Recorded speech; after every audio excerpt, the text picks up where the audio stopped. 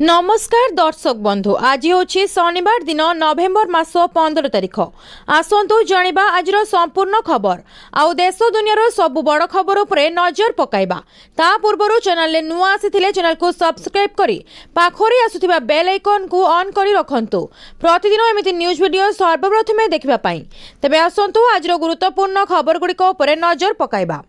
आज प्रथम खबर रही राज्य में बढ़ुछि शीत 10 डिग्री तले बहु सहर सेमिलीगुड़ी 7.1 डिग्री तापमात्रा रेकर्ड खसुछि पारद बढ़ुछि शीत राज्यर 4 सहर में 10 डिग्री सेल्सियस रु कम रही पारद सेमिलीगुड़ी 7.1 डिग्री सेल्सियस सह राज्यर सर्वनिम्न तापमात्रा रेकर्ड करा जायछि। सेही भली जी उदयगिरी रे 7.4 डिग्री सेल्सियस दारिंगीबाड़ी रे 7.5 डिग्री सेल्सियस एवं फुलबाणी रे 8.5 डिग्री सेल्सियस तापमात्रा रेकर्ड करा जायछि। सेही भली गत 24 घंटा मध्यरे 12 डिग्री सेल्सियस रु तळे रहिछि राज्यर 9 सहर। राज्य में गत 24 घंटा मध्य Jharsuguda 10.9 degree Celsius Rourkela 11.1 degree Celsius Chiplima 11.2 degree Celsius Kirei 11.5 degree Celsius Bhawanipatna 11.5 और अनुगुल 12 डिग्री सेल्सियस रेकर्ड कराहोइछि। अन्यपटे ट्विन सिटी रे मध्य खसिछि पारद 14 डिग्री सेल्सियस रु तळमुहा भुवनेश्वर कटक तापमात्रा गत 24 घंटा मध्य भुवनेश्वर 14.1 डिग्री सेल्सियस एवं कटक रे 14.6 डिग्री सेल्सियस तापमात्रा रेकर्ड करा जायछि। आसंता 3 दिन पर्यंत एथिरे एही भली तळमुहा रहिबो पारद। परवर्ती खबर अछि कमिला सुना दर जानतु आज भुवनेश्वर रे केते ह्रास पाइला सुनार मूल्य अंतर्जातीय बजार रे वृद्धि मध्य 13 नवेम्बर गुरुवार भारत में सुना मूल्य 3 सप्ताहर सर्वोच्च स्तर में पहुंचीला। अमेरिका रे चलीथिबा बंद जोगु मंदावस्थार आशंका सृष्टि होईछि जहा फल रे सुरक्षित निवेश भाव में सुनार चाहिदा वृद्धि पाइछि। घरोई बजार रे गत 5 दिन मध्य 24 कैरेट सुनार मूल्य प्रति 10 ग्राम प्राय 6,630 टंका वृद्धि पाइछि। एही समय मध्य रूपा मूल्य मध्य वृद्धि पाइछि। आज सुनार मूल्य केते बिहार निर्वाचन फलाफल मध्य आज सुना मूल्य सामान्य ह्रास पाइछि। 24 कैरेट सुनार मूल्य प्रति ग्राम 12,785 टंका गतकाली तुलन में 80,000 टंका ह्रास पाइछि। एही समय 22 कैरेट सुनार मूल्य प्रति ग्राम 11,720 टंका गुरुवार तुलन में 70 टंका ह्रास पाइछि। एही समय 18 कैरेट सुनार मूल्य एबे प्रति ग्राम 9,599 टंका होई जहाँ पूर्व दिन तुलन में 58 टंका ह्रास 800 टंका ह्रास पाइछि। एहीपरि 24 कैरेट सुनार मूल्य प्रति 10 ग्राम पिछा 800 टंका ह्रास पाइछि। 22 एवं 18 कैरेट सुनार मूल्य यथाक्रमे 700 टंका और 580 टंका ह्रास पाइछि। परवर्ती खबर अछि ईपीएफओ 3.0 25,000 हेबो वेतन सीमा अधिक वेतनधारी को मिलिबो पेंशन फायदा। आगकू कर्मचारी भविष्य निधि पांठी संगठनर सदस्य माने पेंशन ले बड़ फायदा पाइबाकू जाउछंती। एणिकी अधिक वेतनधारी को मिलिबो अधिक पेंशन लो फायदा कारण सरकार ईपीएफओ सदस्य मानकर वेतन सीमा वृद्धि घटाइबाकू जाउछंती।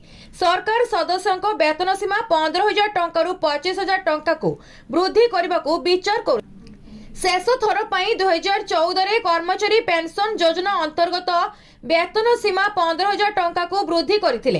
केंद्र श्रम मंत्रालय सूत्र अनुसार ए संपर्कित एक प्रस्ताव आसंता डिसेंबर किंबा जनवरी मासरे हेबाकू थिबा ईपीएफओ बोर्ड बैठक रे आलोचना हेबार आशा करा जायछि। जदि एही प्रस्ताव को मंजूरी मिले तेबे कर्मचारी को मासिक पेंशन पांठी जमा 1,250 टंका रु 2,083 टंका को वृद्धि पाइबो। एहाकू एबे ईपीएफओ 3.0 अधीन अंतर्भुक्त करा जाई पारे जहा 65 नियुत रु अधिक सदस्यों को लाभ देबो। भारत में पीएफ अकाउंट गुड़िक कर्मचारी भविष्य निधि पांठी संगठन द्वारा परिचालित हुए। ईपीएफओ सदस्यों बाध्यतामूलक वेतन सीमा 15,000 रु 25,000 टंका को वृद्धि करिले उच्च वेतन प्राप्त कर्मचारी माने मध्य ईपीएस योजना अधीन सामाजिक सुरक्षा लाभ पाइबे। परवर्ती खबर अछि 8th पे कमिशन 45,000 दरमा पाउथिबा कर्मचारी को मिलिबो 85,000 दरमा अनुसार केते बढ़िबो जानंतु। दीर्घ समय अपेक्षा परे सरकारी कर्मचारी माने शेषरे सही खबर पाइछंती जहां से माने उत्साहर सहित अपेक्षा करथिले। केंद्र सरकार मास मास धरी आलोचना चलिथिबा अष्टम वेतन कमिशन को आनुष्ठानिक भाव में अनुमोदन करिसेंती। एबे एकमात्र प्रश्न होछि सेमानकर दरमा केबे एवं केते वृद्धि पाइबो। मासिक 45,000 रोजगार करथिबा जने कर्मचारी एवं एहा भाबी उत्साहित हुअति जे हुए तो सेमानक पॉकेट रे केवल किछि हजार नुहे प्रति मासरे 10,000 अधिक रहिब।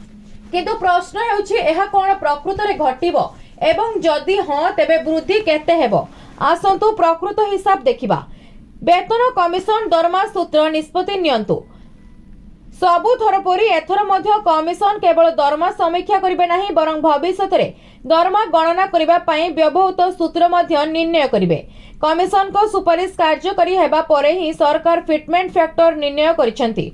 एही फैक्टर कर्मचारी को मूल दरमा एवं पेंशन भोगी को पेंशन उभय निर्णय करे।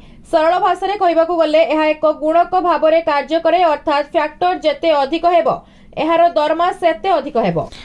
परवर्ती खबर अछि आसिला खुशीर खबर सुभद्रा योजना को नेकी।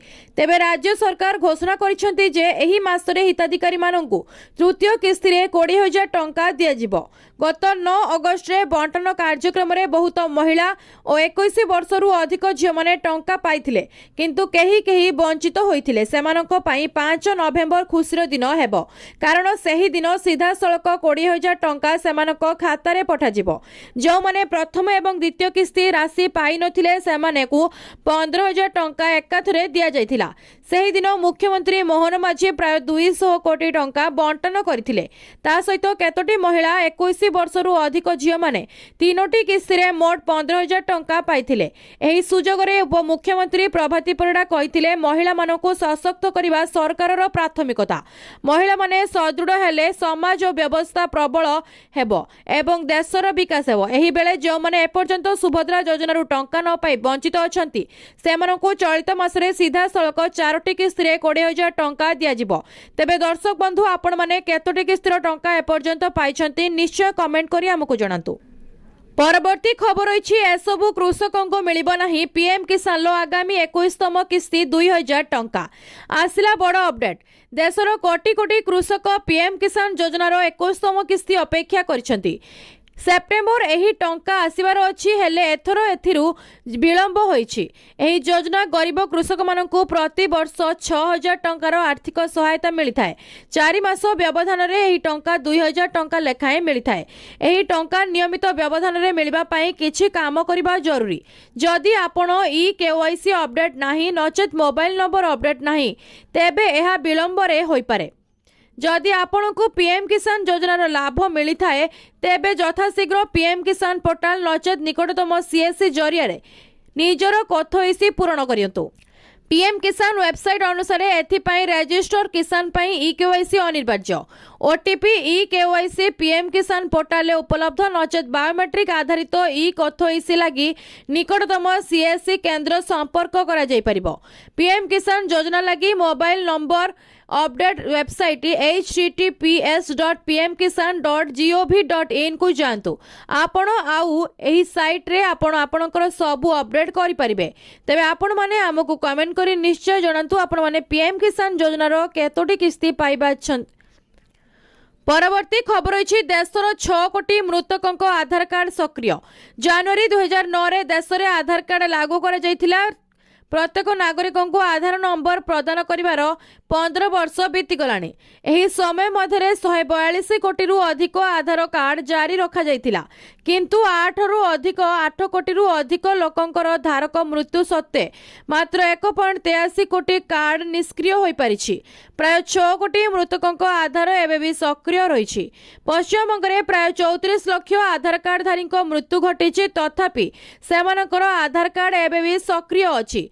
एहा द्वारा बैंक ठकेई नकली अकाउंट और सरकारी योजना लाभ रे अपव्यवहार आशंका वृद्धि पाइछि। Unique identification authority of India बा यूआईडीएआई रो सीईओ भुवनेश कुमार को कहिबा अनुसार यूआईडीएआई एपर्यंत रजिस्टर्ड जनरल ऑफ इंडिया बा आरजीआई को ठारू एपर्यंत 1.55 कोटी मृतकों तथ्य पाई। नवेम्बर 2024 रु सेप्टेम्बर 2025 मध्य 38 लाख रु अधिक मृत्यु घटी। वर्तमान सुधा 1.17 कोटी लोकों चिन्हट कर आधार कार्ड निष्क्रिय कर्तृपक्ष आकलन करिसेंति जे डिसेम्बर सुधा 2 कोटी कार्ड निष्क्रिय होइजिवो। परवर्ती खबर अछि काली परी आज भी समान रही पेट्रोल एवं डीजेल दर। जानतु दाम। पेट्रोल एवं डीजेल दाम प्रतिदिन बदली थाए। आज अर्थात ऑयल मार्केटिंग कंपनी माने देशर समस्त राज्य पाई पेट्रोल डीजेल दाम जारी कर दैछंती। किंतु आज पेट्रोल डीजेल मूल्य स्थिर रही जेउथि पाई कोनोसी परिवर्तन होइनी। प्रतिदिन तेलर नुआ दर निर्धारण करा जाय थाए। हेले भुवनेश्वर रे कमिछि पेट्रोल एवं डीजेल दाम। आज भुवनेश्वर पेट्रोल दर 101.11 पैसा रही बेले डीजेल दाम प्रति लिटर पिछा 92 टंका 69 पैसा रही। सेपरी दिल्ली रे पेट्रोल लिटर पिछा 94 टंका 77 पैसा रही बेले डीजेल दर 87 टंका 76 पैसा रही। मुंबई रे पेट्रोल लिटर पिछा 103 टंका 50 पैसा होता बेले डीजेल लिटर पिछा 90 टंका 3 पैसा रही। सेपरी कोलकाता रे पेट्रोल दर 105 टंका 41 टंका थिबा बेले डीजेल दर 92 टंका 2 पैसा रही। चेन्नई रे पेट्रोल दर 100 टंका 80 पैसा थिबा बेले डीजेल दर 92 टंका 39 पैसा रही।